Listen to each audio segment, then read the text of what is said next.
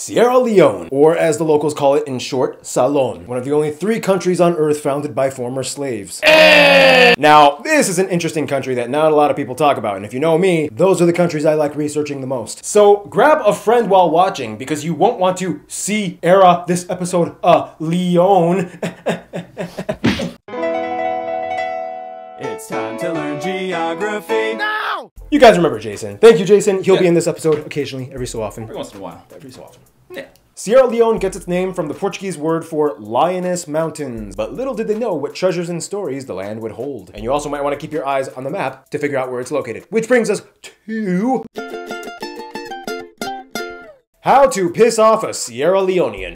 Isn't this the place with all the blood diamonds and Ebola? I don't know. Aren't you from the place that killed cats because you thought they had the bubonic plague, but really it was rats, so you just made it worse by killing off their main predator? No, I'm from the place that thought drinking mercury was the elixir of immortality. Psh, get your failed historical panacea regions right, dumb.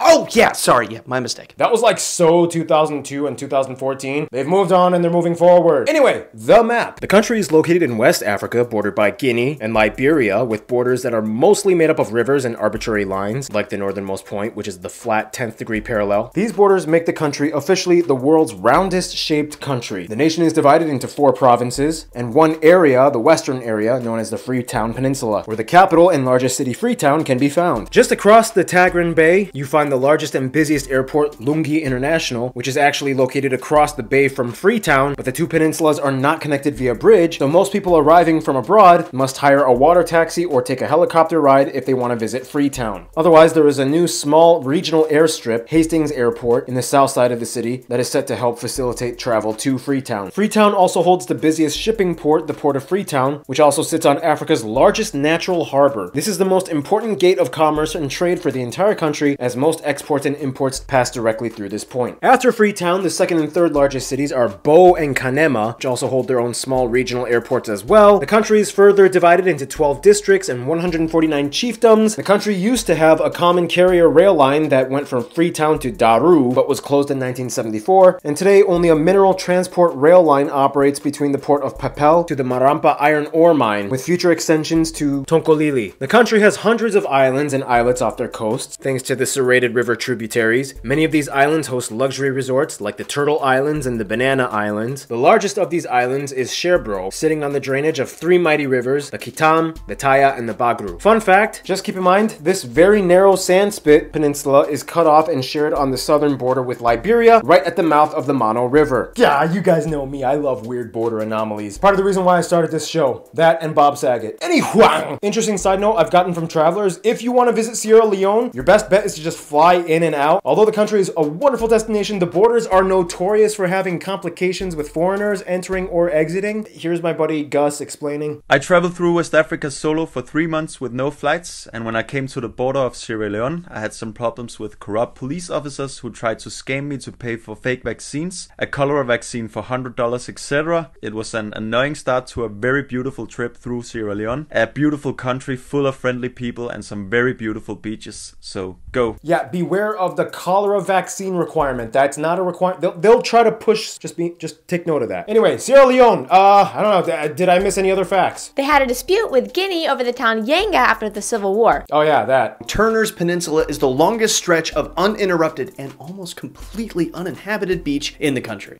Yeah, sure. Less than 10% of the roads are like paved. Sure, yeah. You wrote these last minute factoids in the script just to fill space before the notable place segments. Pretty much. And here we go. Some places of interest you might want to check out in case if you decide to visit someday might include St. John's Church, the Baitul Sabu Masjid and Freetown Central Mosques, Peace Museum, the National Museum of Sierra Leone, Takugama Chimpanzee Sanctuary, the Giant Cotton Tree of Freetown, the forts of Bunce Island, the Martello Tower, Fort Thornton, the National Railway Museum, so many beaches and island resorts like these, and one of the top spots, the Loma Mountains. And speaking of mountains, Sierra Leone has a very interesting land structure, which brings us to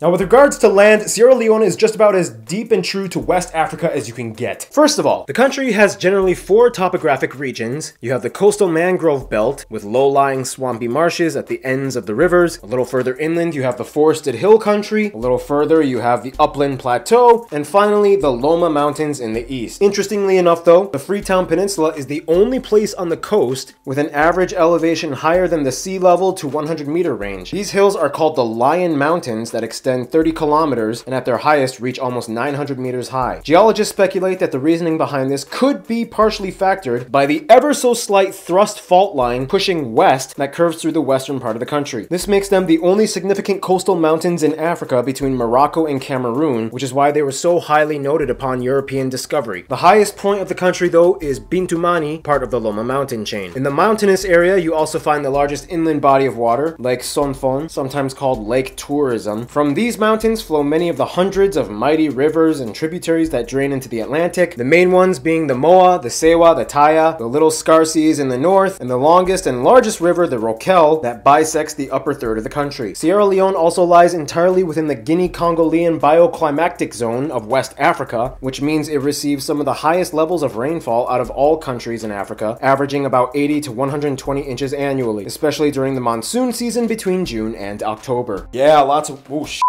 lots of water, which can be good and bad. Good because, you know, you need water to live. Bad, though, because, you know, it can also give life to bad things, like viruses. Yes, Sierra Leone was pretty much the epicenter of the 2014 Ebola virus outbreak. The situation was handled, and as of 2016, the country has been declared Ebola-free. No more. All right, and with that, it's time for my triple shot of espresso break with this mug that you can get at geographynow.com, which means, usually Noah comes in, but Noah is unfortunately busy this time.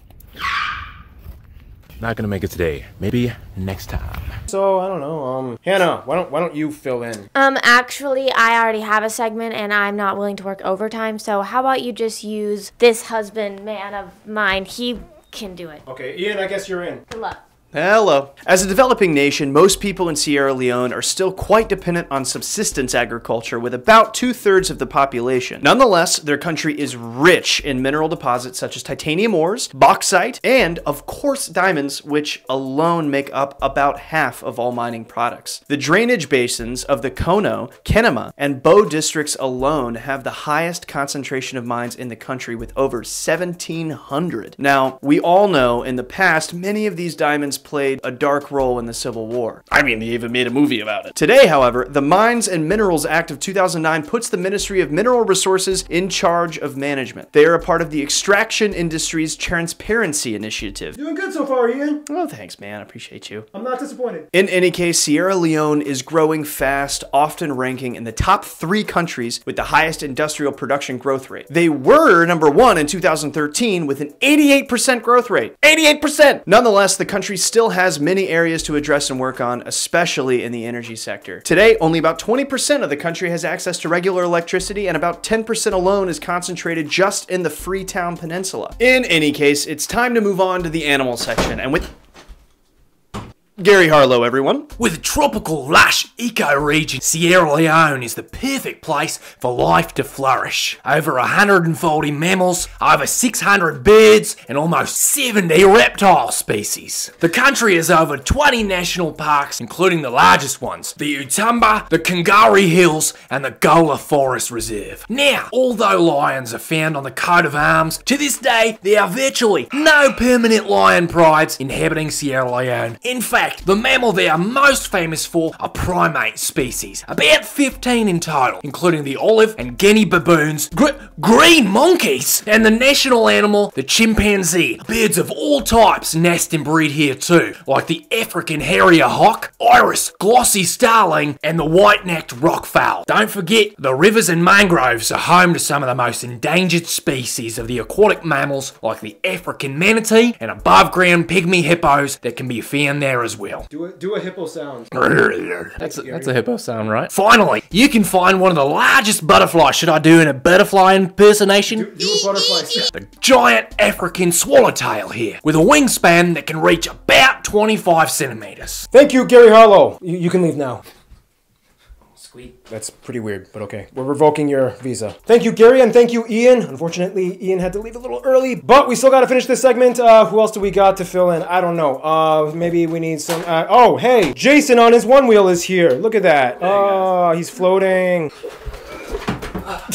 Okay. And with that, it's time to finish off the section like we always do. Food! Now, Sierra Leone follows many of the same Western African styles of cuisine when it comes to dishes. Every meal usually comes with a starch staple, and most common ones being rice and fufu. Common dishes you can expect might include things like res pap, beni cakes, dried kini, ground nut stew, tola stew, rice akara, stir-fried okra, potato leaf stew, egusi, and the national dish, cassava leaf stew. They have a lot of drinks like ginger beer and tobe, and the national beverage pollo, a fermented palm wine. It's also an aphrodisiac, so it'll get your juices flowing. Now, every country in Western Africa claims that they make the best jollof rice, but to give credit to where it's due, Sierra Leone did win Best in Taste for their jollof rice in 2019 in a DC blind taste test, so they won. They did it!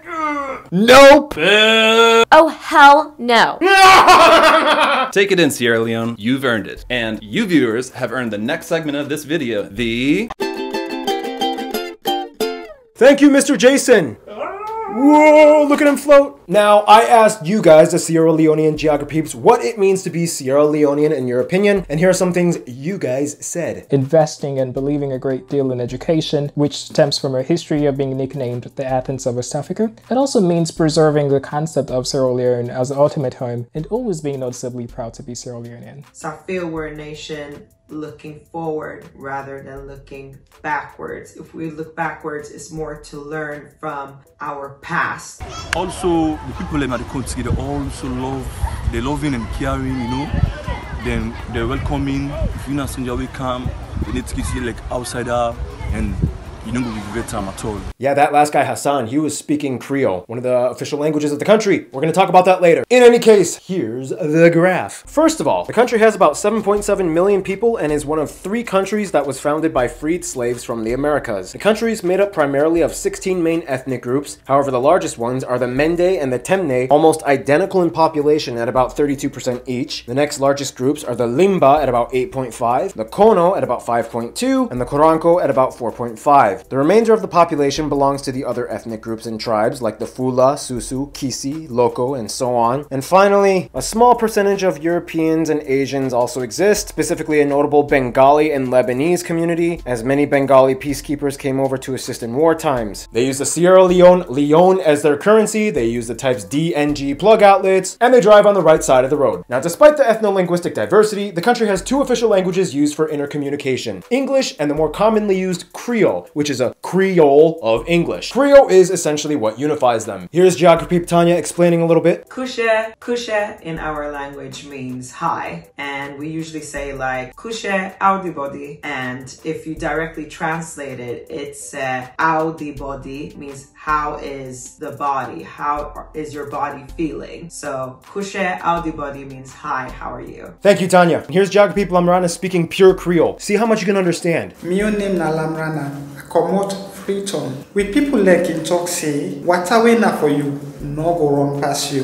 It means say, whatever God don't mark for you, you no go pass you. So till we meet again, I say, tata. Pretty interesting, right? You're like, I get some of that, okay. That's how they play the game. In any case, Creole was started by the Creole people, whom forthwith are the descendants of repatriated former slaves that were brought back to the African continent by the British between the 18th and 19th centuries. Hence the name of the capital, Freetown. And just like Liberia, the new American black settlers had to kind of spend decades of dealing with the conflicts from the native tribes and people groups that were already living in the coasts and interior. Over time, they just kind of figured things out relatively well. They had a lingua franca, Creole, and here we are today. Anyway, faith-wise, somewhere around 3/4 of the country claim to be Muslim, mostly Sunni, and the remainder are mostly Christian, mostly Protestant. And interfaith collaboration is very common. You'll see Christians feasting at Eid and Muslims getting presents on Christmas. Everyone generally gets along regardless of religion or ethnic group. Most domestic conflicts they've had in the past, including the Civil War, were centered around political ideology and control. The Sierra Leone Civil War was one of the craziest, weirdest, fastest regime switching, changing wars of all African history. It would take way too long to explain, but here's a very quick rundown. Hey, Joseph Momo. Yeah? You suck. He was a weak leader anyway. Okay, let's negotiate and disarm you guys. You're still a Commonwealth nation, so I still technically have the right to intervene. Finally, now let's build some beach resorts. In any case, the whole ordeal lasted about 11 years. It's a huge part of their story, but it's over. They've grown and they've moved forward. Today, they focus more on things that unify them as Sierra Leoneans. And one thing that unifies them together is sports. So here's the sports part with Art. Hey guys, I'm still up in Washington State. I'll be back in LA soon, be doing all those cool skits and stuff with Paul and the whole gang. It's gonna be super sweet. So let's get into it. Now, because of the turbulent past of the Civil War, Sierra Leone hasn't exactly had the privilege of having time to polish up their athletics. Their national soccer or football team has played in international competitions like the African National Cup. Unfortunately, they had to forfeit their playoff spot in the 2000 African Nations Cup because of the Civil War. In the national stadium of the country being the Sieka Stevens Stadium in Freetown, which hosts matches. In addition, cricket has grown in popularity and their home Mikhail, what are you doing? Daddy's recording. Thank you. And their home team made their debut in 2004 at the African Affiliates Championship. Some Americans of Sierra Leone descent have also been drafted into the NFL, like these guys right here. What's up? Hey Dad, I'll be done in 2 seconds, sorry. Pass by Daddy, pass by Daddy. Otherwise, much of the Sierra Leoneans' remaining athletics lie within the fun recreational activities in the ocean. The numerous shipwreck sites off the coast offer great scuba diving. Sports fishing is a great pastime. I want to go there and I want to go scuba diving, except for wherever the sharks aren't. I'm scared of sharks. That is it. Sierra Leone, you rock, baby. Thank you, Art. Yeah, some things in the country transcend ethnic distinctions. Nonetheless, each of the distinct ethnic groups in Sierra Leone do kind of have their own unique traits. And with that, it's time for Random Hannah to explain.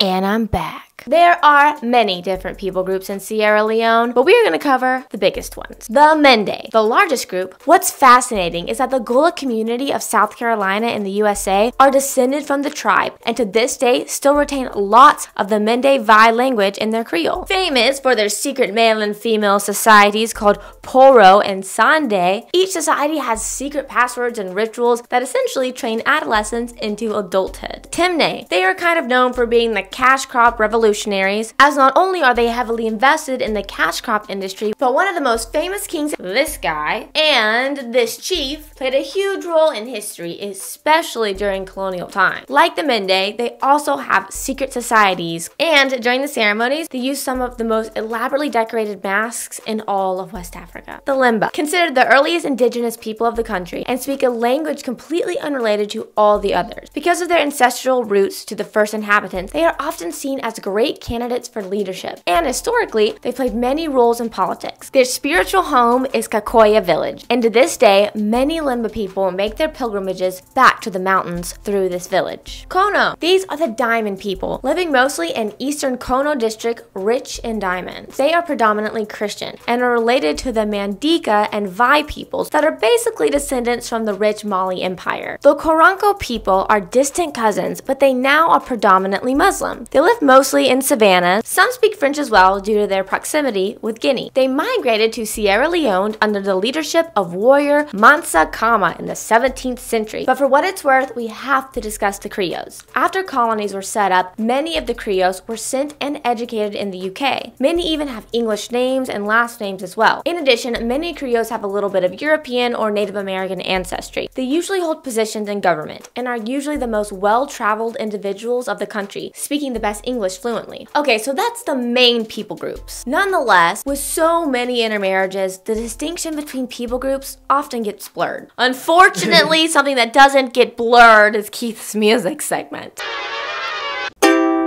Whoa. Rolling. Speeding. Sierra Leone loves music, and they love any excuse to play music. Much of the music mixes influence from their ethnic groups and religions. The two genres that Sierra Leone is known for pioneering would be palm wine and goombay. It was popularized in the 1950s by this dude. He took and rearranged Caribbean styles like calypso. It mixes a lot of influence from traditional music of the Kru people and often uses Portuguese guitars that were introduced from early sailors. Goombay is a Creole music genre genre that uses the goomba, a square drum instrument that was actually introduced by the Jamaicans that were resettled in Sierra Leone. It was actually originally used as a form of communication during colonial times and later developed into an upbeat style that is used for everything from weddings to baptisms because, you know, Jesus. Here at Geography Now, we have the most low-budget setup possible. Another famous genre would be boo-boo music, traditional to the Teme people. It actually started out as a music used in animist ceremonies, but later was readapted to Islamic processions during Ramadan. This guy, John Kanabe, known as the King of Boo-Boo, was the first musician to record boo-boo music. He modernized it with electrical sounds. Ooh, ah. He passed away in 2018, but his legacy lives on in Sierra Leone. Alright guys, well that's all I got for you. Go and listen to all these great African music. Also, if you're feeling like opening up thy wallet and spendingeth thy money, you can also buy a Keith shirt in the Geography Now store and wear it on your gorgeous physique. That's all. Thank you, Keith. Now, throughout this episode, we already kind of discussed the history of the country, but for the sake of saving time, we're just going to bypass that and go to the notable people segment. Some of the top famous people from Sierra Leone that you people, the Sierra Leonean geography suggest we mention in this episode include Christian Cole, Madame Yoko, Francis Tiafo, Michaela de Prince, Eunice Barber, Idris Elba's father was Sierra Leonean, Isha Sese, Aminata Forna, Ishmael Bea, Kai Kamara, Salia Koroma, Amy Callan, and Isaiah Washington did a DNA test and his ancestry matched Sierra Leone, so it's very likely his ancestry came from there. He even went there and did a charity project. Now, after 20-ish minutes, it's time for the final segment of the episode,